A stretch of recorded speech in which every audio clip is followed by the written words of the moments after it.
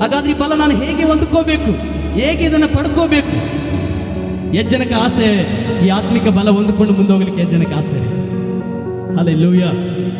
ಮೊದಲನೇ ವಚನ ಹೇಳ್ತೇನೆ, ನೀವು ಕರ್ತನನ್ನ, ಆತನ ಅತ್ಯಧಿಕವಾದ ಶಕ್ತಿಯನ್ನ ಆಶ್ರಯಿಸಿಕೊಳ್ಳಿರಿ.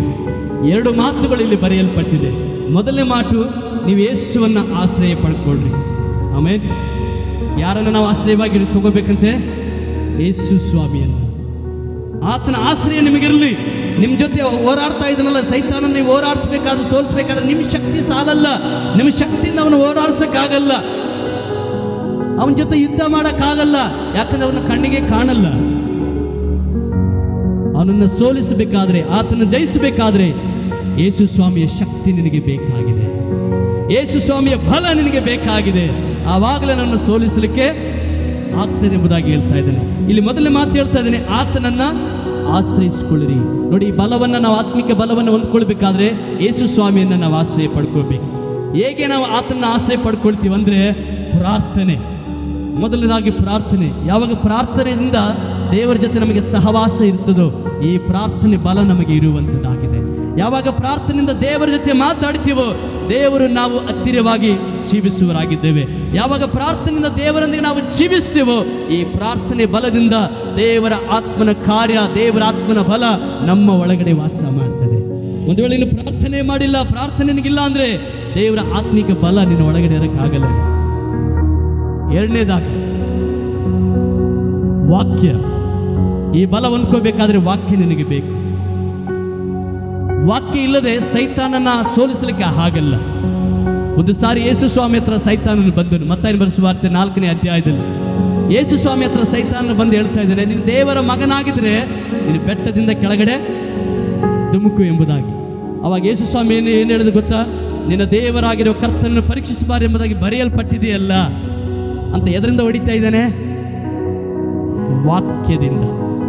ಹಲ್ಲೆಲೂಯಾ. ಇವತ್ತು ನಾವು ಸೈತಾನ ಓಡಿಸಕ್ಕಾಗ್ತಾ ಇಲ್ಲ.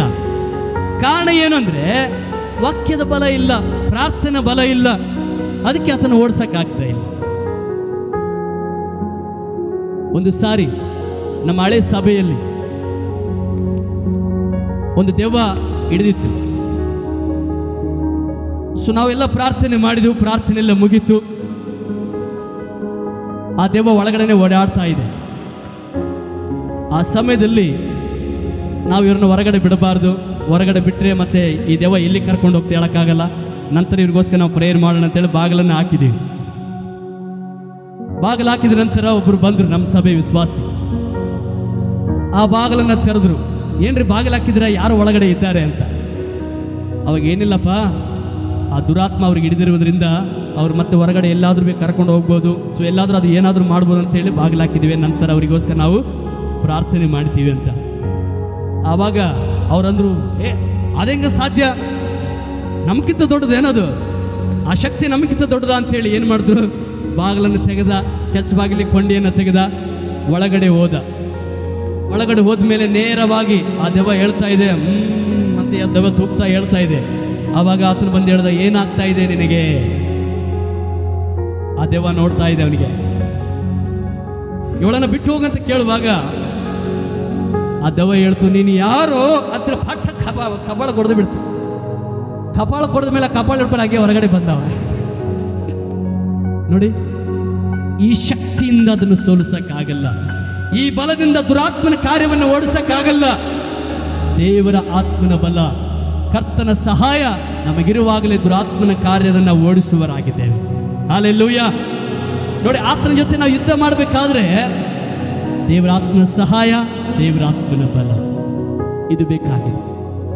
ಇದನ್ನು ಹೊಂದ್ಕೊಳ್ಬೇಕಾದ್ರೆ ದೇವರ ಜೊತೆ ಪ್ರಾರ್ಥನೆ ಸಹವಾಸ ನಮಗಿರಬೇಕು. ಇಲ್ಲವಾದ್ರೂ ಒಡಿಸ್ಕೊಂಡ್ ಬಂದನಲ್ಲ. ಎಷ್ಟೋ ಸಾರಿ ನಾವು ಒಡಿಸ್ಕೊಂತೀವಿ ಸೈತಾನ್ನಿಂದ. ಈ ವಾಕ್ಯ, ದೇವರ ವಾಕ್ಯ ನಮ್ಮ ಹೃದಯದಲ್ಲಿ ಇರುವಾಗ, ಮೂರನೇದಾಗಿ ನಂಬಿಕೆ. ಕರ್ತನನ್ನು ಸಂಗಡ ಇದ್ದಾನೆ, ನಾನು ಒಬ್ಬಂಟಿಗಳಲ್ಲ, ನನ್ನ ಜೊತೆ ಕರ್ತನ ಇದ್ದಾನೆ. ಆತನಿಂದ ಎಲ್ಲವನ್ನ ಮಾಡಲಿಕ್ಕೆ ಶಕ್ತನು, ಎಲ್ಲವನ್ನ ಮಾಡಲಿಕ್ಕೆ ನನಗಾಗುತ್ತೆ ಎಂಬ ವಿಶ್ವಾಸವು ನಮ್ಮ ಒಳಗಡೆ ಇರುವಾಗ ಖಂಡಿತವಾಗಿ ಅವನನ್ನು ಜಯಿಸಲಿಕ್ಕೆ ಸಾಧ್ಯವಾಗ್ತದೆ. ಹಲ್ಲೆಲೂಯಾ. ಅದೇ ಪೌಲನು ಹೇಳ್ತಾನೆ, ನನ್ನ ಕರ್ತನಲ್ಲಿ ಇದ್ದುಕೊಂಡು ಎಲ್ಲವನ್ನ ಮಾಡಲಿಕ್ಕೆ ನಾನು ಶಕ್ತನಾಗಿದ್ದೇನೆ.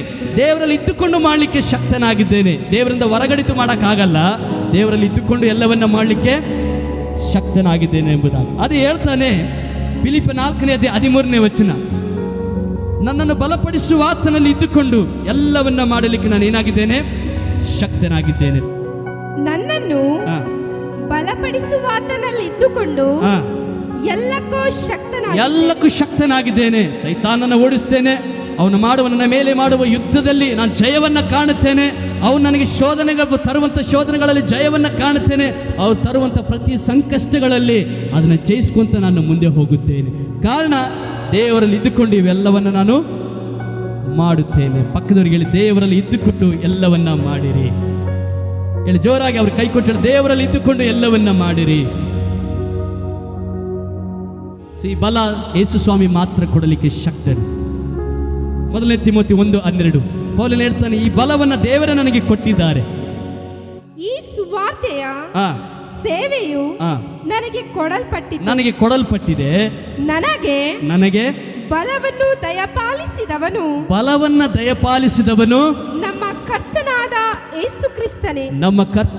ಯೇಸು ಕ್ರಿಸ್ತನೇ. ಹೇಳಿ ಒಂದು ಸಾರಿ, ನನಗೆ ಬಲವನ್ನ ಕೊಡುವವನು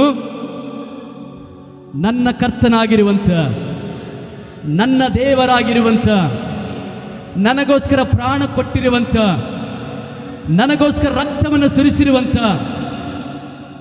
ಯೇಸುವಿನಿಂದಲೇ ನನಗೆ ಬಲ ಸಿಗುವಂತದಾಗಿದೆ. ಹಲ್ಲೆಲೂಯಾ. ಈಗಾದರೆ ಈ ಎಲ್ಲ ಕಾರ್ಯಗಳ ಸಂಕಷ್ಟಗಳನ್ನು ಓಡಿಸಬೇಕಾದ್ರೆ, ದುರಾತ್ಮನ ಕಾರ್ಯಗಳು ನಮ್ಮ ಮೇಲೆ ಚಲಿಸುವ ಪ್ರತಿ ಕಾರ್ಯವನ್ನು ತೊಲಗಿಸಬೇಕಾದ್ರೆ ಸ್ವಾಮಿಯ ಬಲ, ಸ್ವಾಮಿಯ ಸಹಾಯ ನಮಗೆ ಬೇಕಾಗಿದೆ. ನೋಡಿ, ಅದು ಪ್ರತಿ ವಿಶ್ವಾಸಿಗೆ ಬೇಕಾಗಿದೆ. ಅಷ್ಟೇ ನನಗೂ ಬೇಕಾಗುತ್ತಾ? ಪ್ರತಿಯೊಬ್ಬರಿಗೂ ಬೇಕು.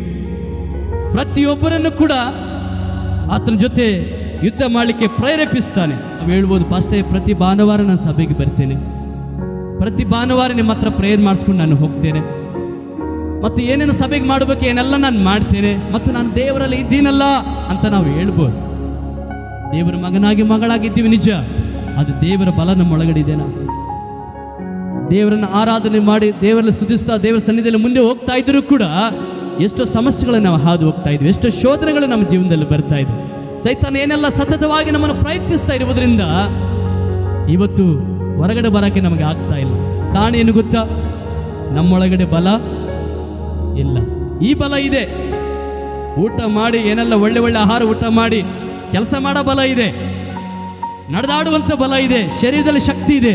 ಆದರೆ ದೇವರಲ್ಲಿ ಬಲ ಇದೆನಾ? ಇವತ್ತು ಎಷ್ಟು ಜನಕ್ಕೆ ದೇವರಲ್ಲಿ ಬಲ ಇದೆ? ನೋಡಿ, ದೇವರ ಬಲ ನಮಗೆ ಬರುವಂಥ ಶೋಧನೆಗಳ ಹೋರಾಟದಲ್ಲಿ ಇವೆಲ್ಲಗಳ ಜೊತೆ ಯುದ್ಧ ಮಾಡಬೇಕಾಗಿದೆ. ಎಷ್ಟು ದಿನ?